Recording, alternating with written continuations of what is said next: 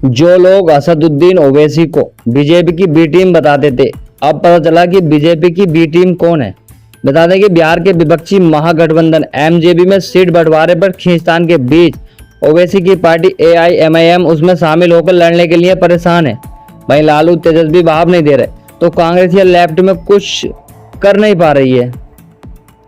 इसी बीच बिहार विधानसभा चुनाव 2020 में सीमांचल के 3 जिलों से 5 सीटें जीतकर राष्ट्रीय जनता दल आरजेडी और कांग्रेस के लिए खतरा बनकर उभरी असदुद्दीन ओवैसी की पार्टी 5 साल के अंदर ही विपक्षी महागठबंधन में शामिल होकर 2025 का चुनाव लड़ने के लिए मरी जा रही है, यानी तैयारी में। लेकिन ये एक बात ध्यान रखें, ओवैसी की पार्टी अगर महागठबंधन में शामिल नहीं हुई तो इस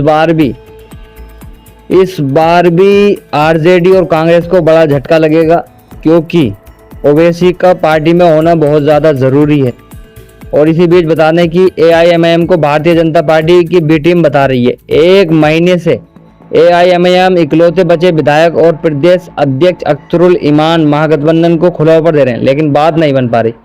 याद रखें, असदुद्दीन ओवैसी बीजेपी के भी खिलाफ हैं और हर उस पार्टी के खिलाफ है जो देश के खिलाफ है, जो देश के हित में नहीं बात करती, चाहे कांग्रेस हो, बीजेपी हो, आरजेडी हो, कोई सी भी हो।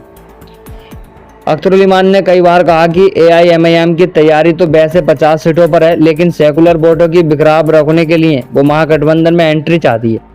सीटें कम भी हों तो चलेगा, अगर आरजेडी, कांग्रेस, लेफ्ट और वीआईपी साथ ले। अख्तरुल इमान लगातार आरजेडी के नेताओं से बात कर रहे हैं, लेकिन लालू यादव और तेजस्वी यादव तैयार नहीं है। अब तो आरजेडी सांसद मनोज झा ने साफ ही कह दिया है कि अगर ओवैसी भाजपा को हराना चाहते हैं तो बिहार का चुनाव ना लड़ें, यही उनकी मदद होगी। 2020 के चुनाव में ओवैसी की पार्टी 5 सीटें जीती थी और 4 सीट पर तीसरे नंबर और 6 सीट पर चौथे नंबर पर रही थी।